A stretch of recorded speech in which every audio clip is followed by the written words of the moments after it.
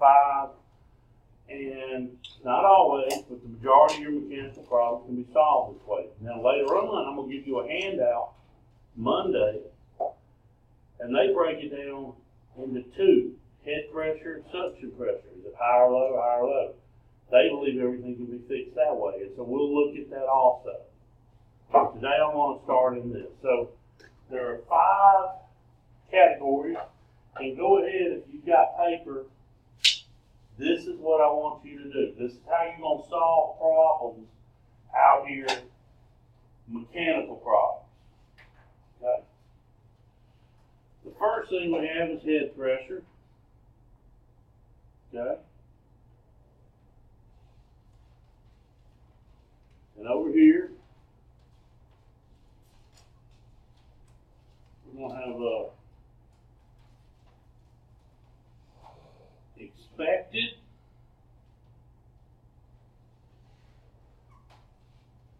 I'm going to have, sorry about this, actual, and I'm going to have direction. Okay. Head pressure. All right, so they want you to use head pressure to help tell you what's wrong with this system. Doesn't do you any good, though, unless you know what it should be. Right? You go, hey, it's 6,000. Is that good or bad? You know? So the first thing I'm going to tell you is always start with the unit you have. If it's got a chart there that says at this temperature, this should be the head pressure, that's the head pressure you should use. But I'm going to give you a rule of thumb, and the book will too, on how to determine it if there is no data out there, okay? So, how to determine my head pressure, what to expect, we call it the minimum head formula, okay?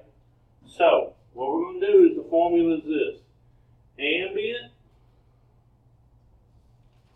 plus 30 degrees.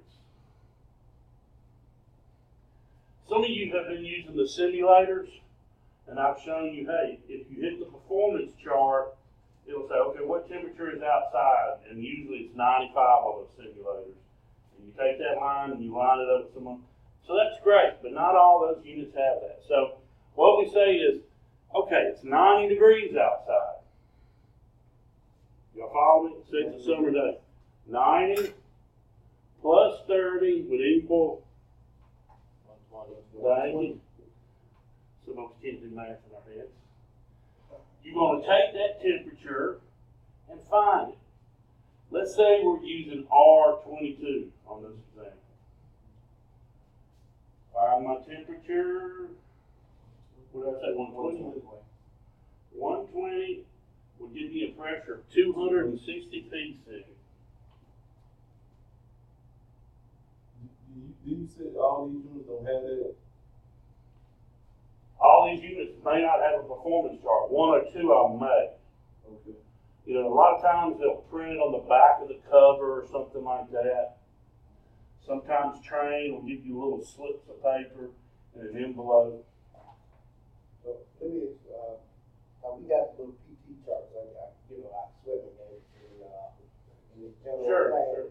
So, like we go out on the job, it's good to just kind of keep a little chart like that. Wouldn't hurt. Wouldn't hurt. No, because I would never remember all that in my head. No, of course not. Well, a lot of times you can look at your gauges, they're printed on your gauges. Okay. Some of y'all are good with your phones, they have all that stuff in there. Just whatever works for you. Okay. Let me give you another example. Let's say it's 94 degrees outside.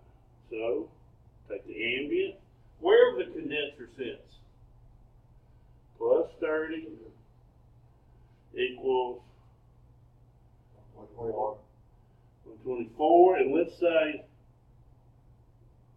this is a 410A system.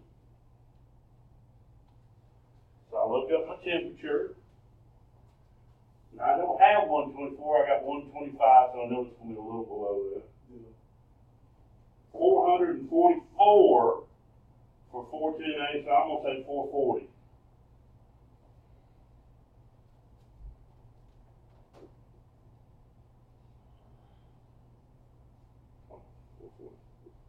And so I'd say, hey, I expect to see 440 pounds. Now, how do you think y'all would get the actual head pressure out here? Run it with gauges. Run with your gauges on there, you're gonna run it, right? So go for a minute or two, and you record it, right? Okay. Are we, Clay, are we working, is this example a 410A example? Yes. That I'm doing that right there. Although you could easily do it for 22 or anything if you had the chart. Say you're working on commercial refrigeration, it was 404A. Doesn't matter. Same thing. Now, let's clarify a few things. I expected 440. Now, are y'all writing this down? This chart. You received 400. Is 400 below or above 440? I want everybody to say that. It's what? Below. So my arrow points down. People get confused like which one should be on top. I have less head pressure than I expect. You see how we use that chart to tell me my symptoms? So this the arrow for the let you know it's both or down. Look at your chart if you've got one, and there'll be arrows. If anything with an arrow down right now, because we don't know anything else about it, could be caused by one with an arrow down. See how they're doing that? Now, first of all, what if I told you it was like 433? Okay, then it's down, but it's not much, right? Remember, this is a rule of thumb. This is not a dead on. And so it's not really down. I'm going to look somewhere else for information. It may be down, but it's not strong evidence. Does that make sense? You're going to have to use your common sense. Now let's talk a little bit about... Is 400 strong evidence? Yeah, I would say 20 pounds is strong evidence. Now, two things I want to point out here. The way the condensers get their efficiency, they have different compressors in them. And some of the newer ones are much more efficient. And so they dissipate the heat. That's what's going on here. To dissipate the heat, this unit had to be 30 degrees hotter to dissipate it into the hot summer air. I could have built one as big as a car, and it might need to be 2 or 3 degrees warmer. It's got enough space. It's efficient enough to dissipate it. But who's going to pay for all that metal? Who's going to have that in their yard? And so there's a trade-off. They said, well, a customer will, take a certain size unit in their yard, and we can't lose money against Train or Carrier because this is as big as they're making their units. So this number is subjective. If you got a brand new 16, 15-seater unit, guess what? It's not 30. It's probably going to be closer to 20. If you got an older unit, 30 degrees. Y'all see how we did that? First of all, if the information is on the unit, use it. Then use this. Now I'm going to tell y'all, for all these in here, I want you to use 20. But unfortunately, some of these are 1 year old. The oldest are 2.5. You're not going to get called out for these good working units. You're going to get called out for the old ones. And what are we going to use? 30. Okay. Now let's think about why we do this formula. Like I said, the compressor pumps up the refrigerant. And the refrigerant, we say, is a heat-laden vapor because it's really carrying the heat from inside that it absorbed. When it went through the coil in here, it was 40-degree refrigerant. We had 70, 75 air. It sucked that heat out, that energy. In most cases, vaporized that refrigerant to a 40-degree vapor and then added some superheat. We carried it outside. The compressor, we could not get rid of 50 degrees outside because it was 90. So we manipulated the pressure up above it where it would flow. Always, right? Hot to cold, right? Higher to lower. That's how energy flows.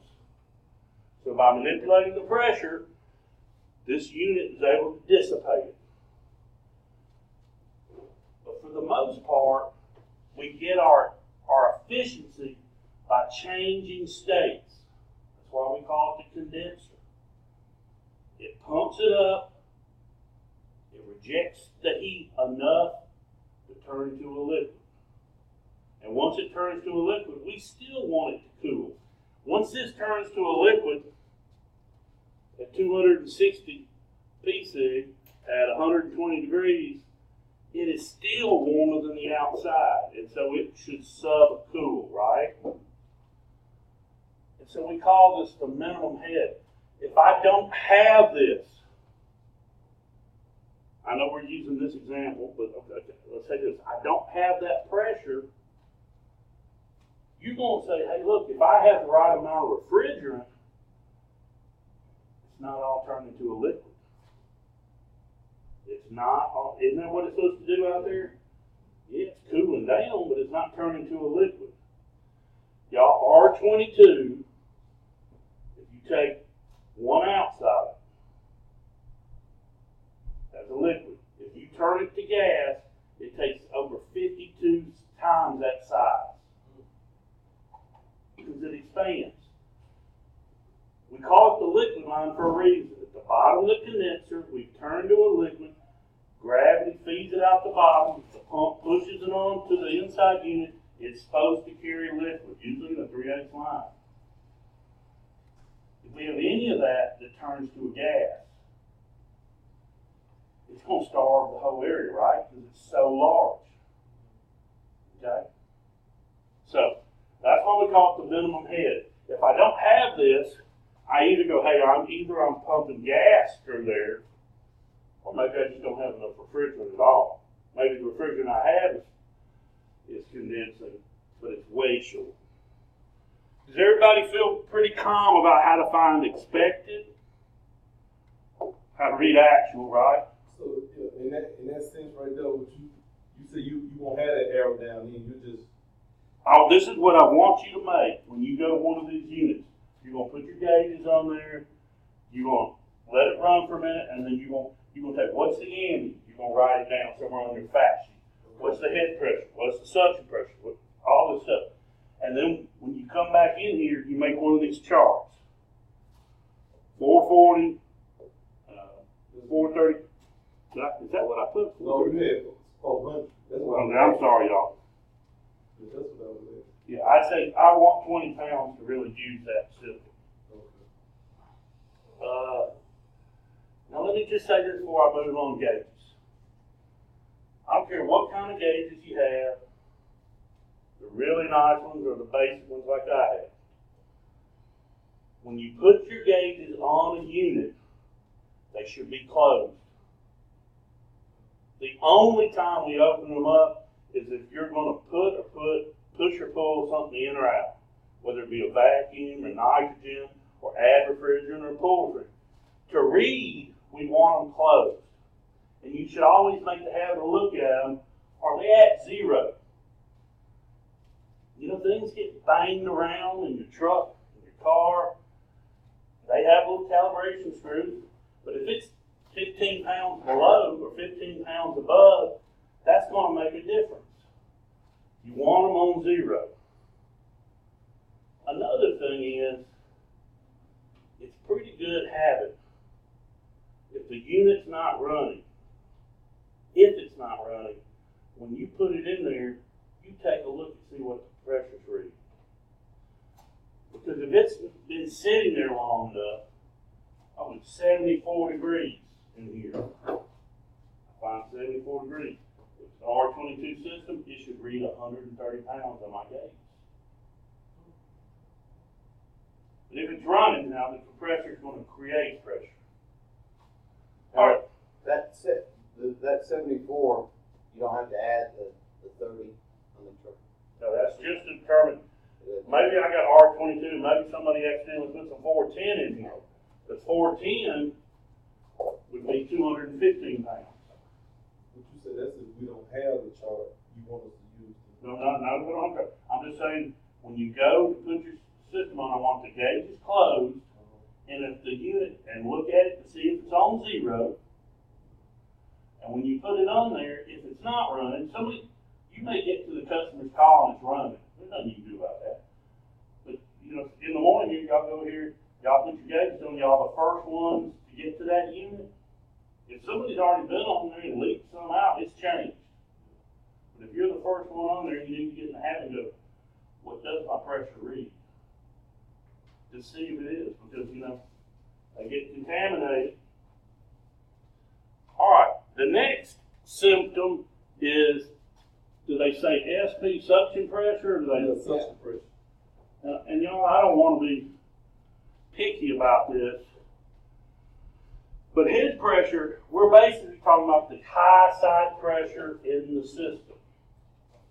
Suction pressure, we're talking about the low side pressure, right? Now, when the refrigerant comes off the compressor, that's head pressure, but that's the hot gas line, right? When it leaves the condenser, it's head pressure, except for now it's all liquid, hopefully, right? So, some people may call that discharge pressure. I don't want to confuse. Now, suction pressure, this is the rule we're going to use for now. We'll tweak this in the upcoming weeks to get better at it. I want all my evaporator coils to run at 40 degrees. What? So, you know this, walking up, I want what temperature does the plug want? I'm going to find 40 degrees on the chart at home or a computer or the TV, phone or the gauges. 119 pounds.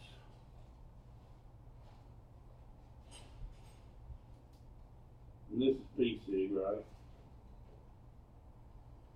It's what? Pound per square inch gauge. Y'all have to be careful sometimes. You look at some charts and it won't be in PC. It'll be PSA. So down here, hey, this is PC. So that's what I expect to see because of what? What is it? What if it was R22? 69. Well, what do I expect to see? My R22 69 if it's running just right. Are we going to tweak that? Yes. But it's a really good starting point. So you put your gauges on there. You observe it running. And let's say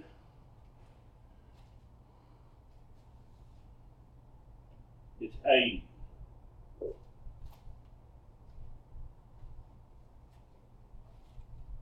What do y'all think? Is this number higher or lower than what I expected? Lower. Okay, so it's easy to get your errors, your directions out, right? Yeah. So right now, we know that whatever's causing our problems, assuming we have just one, and we usually start off with just one problem at a time, which is unfortunately not always the case.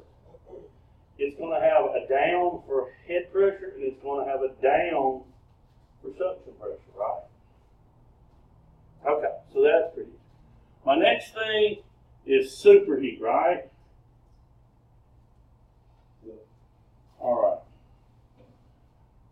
talk for a minute about superheat.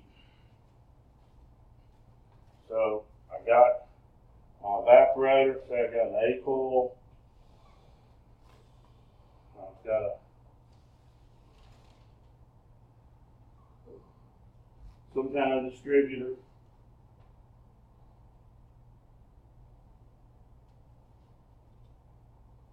Feed. Alright. This refrigerant has a pressure, in this case, 80 degrees. Pardon me. 80 pounds of pressure. And for a 440, 410A system, pardon me, 80 correlates to 21 degrees. So the refrigerant surging through here is 21 degrees. Okay? That ice or cool? Probably will. Let's say we have a 75, let's say we have an 80 degree room inside, return air, that is flowing over this coil. Law of heat energy transfer is from higher to a lower. The 80 degree air will give up its energy to the 21 degree temperature of the refrigerant. This refrigerant is mostly liquid, right? You learned in basic refrigeration that when we do the pressure drop, we always have a flash gas, where some of it changes state on us. You take that hose at your house, you cut it on the full, and you take one of those little guns and you put it on mist, and you hit it. Some of it go ahead and miss. Feels good and cold. Pressure drop. Some of it shoots out there. So, for the most part, I got liquid flowing over here. It should change to a vapor, right? That's how we're getting our energy transfer. We're changing it. We're vaporizing in the evaporator from a liquid to a gas, right? It's 21 degrees at 80 pounds of pressure. It can't go to 22 degrees. It can't go to 23 degrees. That goes against the laws of physics. It has to change states first. You can't put the water on your stove and say, I'm going to let it boil at 240. Because at 212 it changes. The only way we can bump it up or down is to manipulate the pressure. And we're maintaining the pressure at 80 pounds. 80 degrees, 80 pounds. Y'all see what we're saying?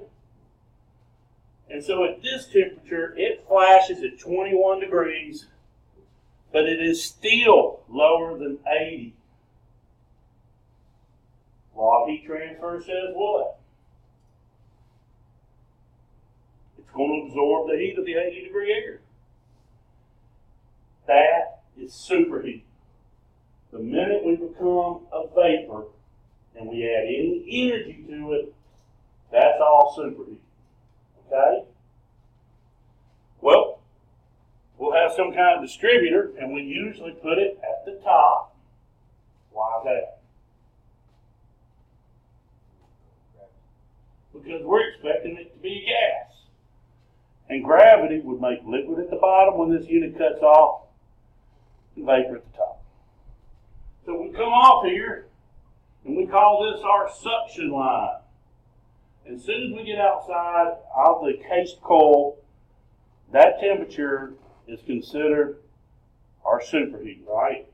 The heat is added from here to here, right? That's our superheat. So, how am I going to take superheat? Right, you're going to go and put your gauges on. Your gauges will give you suction pressure, and that you already did that to determine that the suction pressure was low. You take that suction pressure, right? You figure out what temperature it changes at. 21 degrees, right? You take an actual temperature sensor and place it here to get the actual. When you subtract those two, that difference is superheat, right? All right, so, Clay, what do I expect to see? What should I see on my superheat? Rule number one, does the unit say? You know, is the data say, hey, superheat should be 14 degrees? Case so, right? But if you don't have that, if you don't have any data like that, which most air conditioners, you can't even read the print. They've been sun bleached. We're going to say 5 to 12 degrees of superheat is what I'm looking for.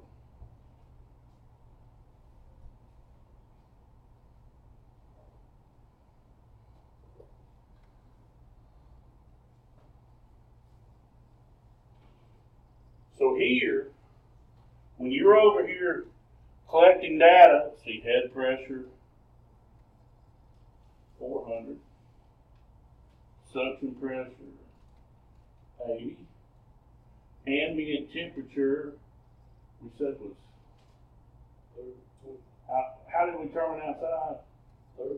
93, 94?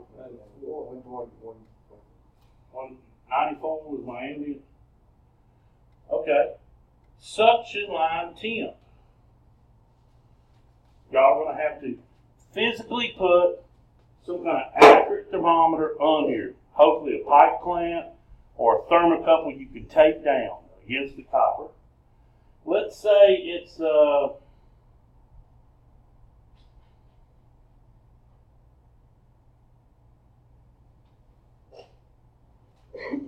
let's say it's 25 degrees.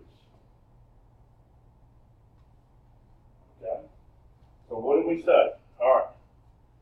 Suction pressure is what? 80. That converts to what? 21 degrees. Pardon me. Actual suction line temp, we said was 25. Suction pressure was 80, which converts to 21. Subtract 21 from 25 is, what should it be? 5 and 12. So this would probably be down, although not a real strong down. All right, one last thing to say about superheat. On some of the older equipment you're working on, it's going to make a big difference. On this new equipment, not so much. Now, does everybody know what a TEV, sometimes called a TXV, is? Thermostatic expansion valve, right? Expansion starts with the letter E, but for years they called it X, TXV, same as a TEV. You know, we're more accurate now, so it's TEV. Now, the whole point of the TEV is it sits right here.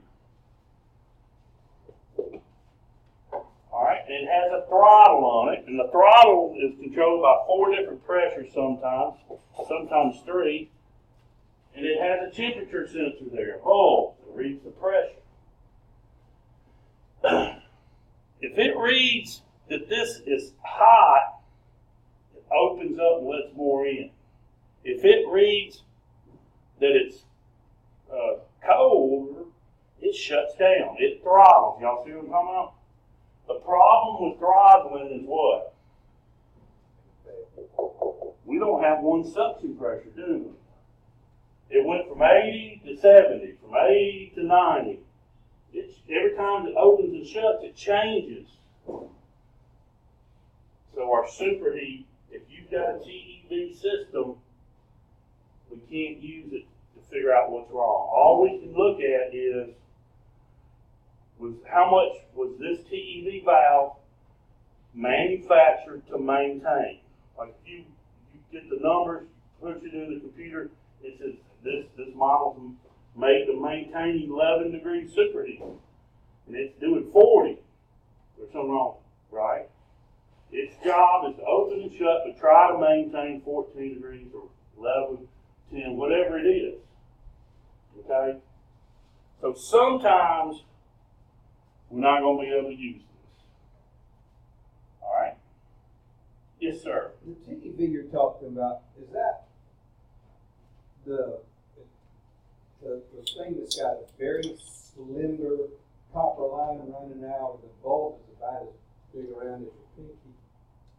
It usually looks forged or manufactured. It usually has a body kind of like this. It has a pressure bellow on top of it with the bulb coming out of that, if that's what you're talking about. It usually has like an in and then out. And a lot of times it'll have a cap down here where our adjustment spring is.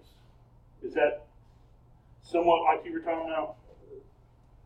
Yes, or maybe a little. And, I guess the thing is, if there's if my question, I'm sorry to be so ignorant. No. Is the line going to the bulb is about as big around as the lead of a pencil?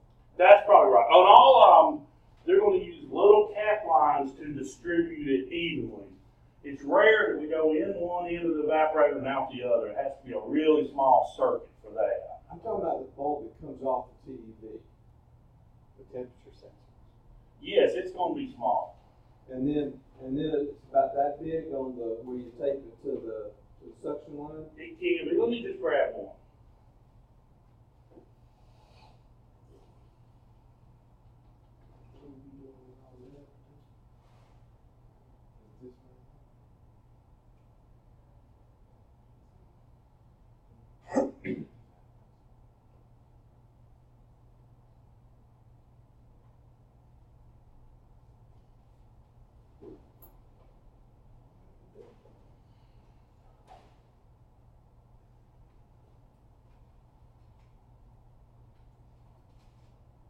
Here you go. Here's your TV. Yes, sir. Is that what you're talking about? Here's another one. There's your sensor. This one's got a check valve. Obviously, this is an old heat pump. Got to go in one way to the evaporator, but when you turn the heat pump around, it's got to be able to get around that. So it's got a check valve in here that goes around. If we have a TEV, we don't have the piston. No. I'm asking. No. Okay. Now, if it's a heat pump, you may have a TEV for cooling and a piston for heat. Does that make any sense, Alan? Yes, sir. Okay. All right. So, getting good. Subcooling. Subcooling.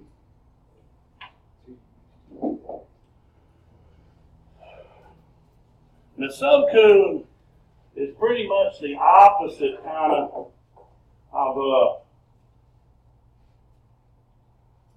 our superheat, and we use this more than anything now. All right, the book will tell you 10 to 20 degrees subcooling is what we're shooting for. But I'm going to tell you, probably 90% of the, I bet 8 of the units out here, if you look on the data plate, or 7, they're going to say required subcooling. Instead of 10 to 20, they're telling you this is what's required. Now, a lot of them still give you a range. They may say 8 degrees subcooling required plus or minus 3. So what's that, 5 to 11? You just have to look on the unit. The older units didn't have it. Almost all the newer units have it. Okay? Now, how do I get subcooling and what is it? Okay, so the compressor has a discharge line.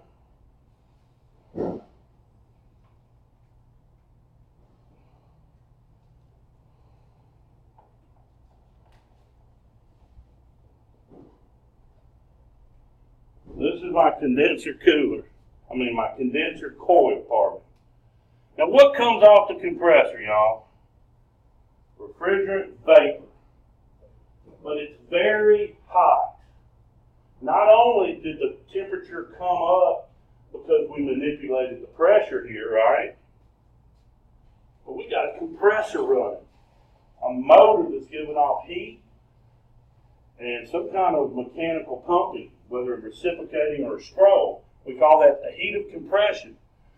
This thing can be as much as 200 degrees, although that's a little hot. Usually 160, 170. And we call that the hot gas line between where it leaves and where it enters the condenser. But once it enters the condenser, it has a pressure. In our example, has 400. And we know 400 is what degree, temperature? 124. We know that the refrigerant here, that's 410A, is at 400 pC, and it condenses at 124. What does condense mean? That's right, turns to a liquid. We're at 200 degrees right now. Do you think it's going to turn to a liquid? No. Let's say the air outside, we said, was 94? Yeah. So I got 94 degree air being pulled in by a fan, right? 200 is above 94. So some of the air steals that energy, takes it with it, absorbs it. Slowly, as it's come through this thing, we finally go down from 200 to 124 at some point. But it cannot go to 123, right? Because it has to change state first. So we go through a period of changing state, and we call that saturation, right? So we went 124 vapor to 124 liquid. 124 is still above 94. Any cooling, once it becomes a liquid below its condensing point, is subcooling, right? Just like we said before, the minute we got above 21, that was all superheat. Once we got below 124 in this case, it's all subcooling. Okay? Subcooling can only be affected by the amount of liquid present in the condenser, right? That's what you change. Let's say you never change to a liquid. There's no subcooling. Let's say we got a ton of liquid. It's going to cool more. It's going to take more of this area to store it. And when we come off this thing, we have our liquid line, right? That's where we take the temperature. Okay? Let's say it is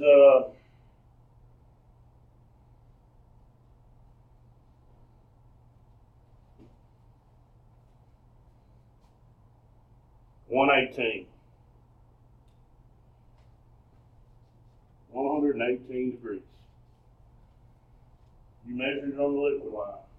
That means it came down from changing at 124 and it continued to cool till it got to 118.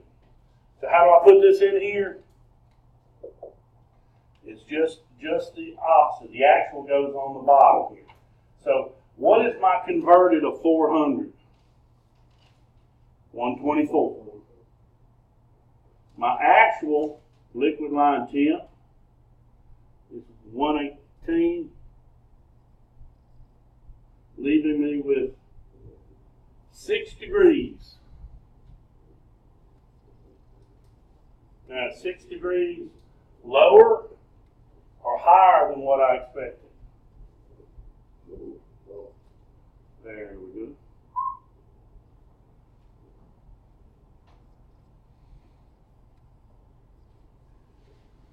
Now you may go, Clay, how come you got a range 10 to 20? Well, that's because on the older units, that's where we had to store it. So an engineer says, hey, look, we need this unit to work on a 95-degree day. Y'all, the amount of refrigerant is important. Every ounce goes through the evaporator and absorbs a certain amount of heat and carries it outside. That's what it does. And the evaporator absorbs it, pump it outside and let it go. If I only got half the refrigerant, only half being carried out. You could say, Clay, why don't we put more in there? Well, that would be great, right? Except for when I start pumping refrigerant in here, if I'm storing liquid refrigerant here, that gives me less and less space to condense, right? I'm less and less efficient. I start off with a big condenser coil, and now I got a little one because I got it all full of liquid. So if we had somewhere to store it, that would be fine. Why do we store it here? There's no way liquid can get off the top, right? What's at the end of this liquid line?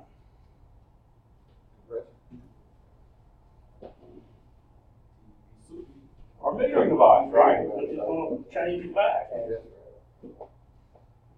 And so they gave us enough charge for the 95 degree, but do you still want your air conditioner on an 81 degree day? So now I'm overcharged for that 81 degree. That's why we have a range. If it's a cooler day, I'm going to have more stored. You go, Clay, the new units say 8 degrees or 9 degrees. How come they're so more exact? Well, they have developed what they call sub-cooling circuits down here that maintain it so it doesn't take the coil space, okay? All right, so the last thing, amps. All right, the book says, y'all, if there's a data plate, you should look on it. What is my L? I don't want lock rotor amps. LRA is how much to start and turn it. But we ever want either one FLA or RLA on my compressor. If you can't read it, they usually say 7 amps per ton. So let's say this was a 2-ton unit.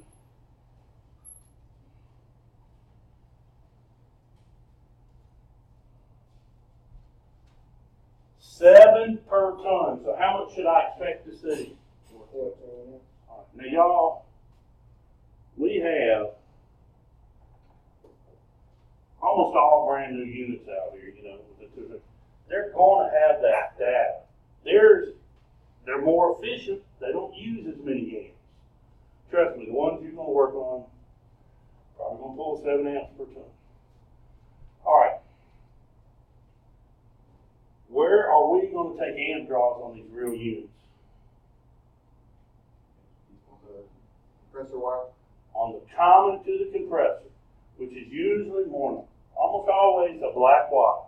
Can't get 2 wires, can't get 3 wires, it has to only be 1 wire.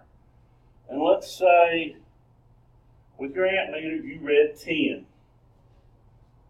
Is 10 lower or higher than what we expected to see? All right, see if there's anything with all 5 down arrows.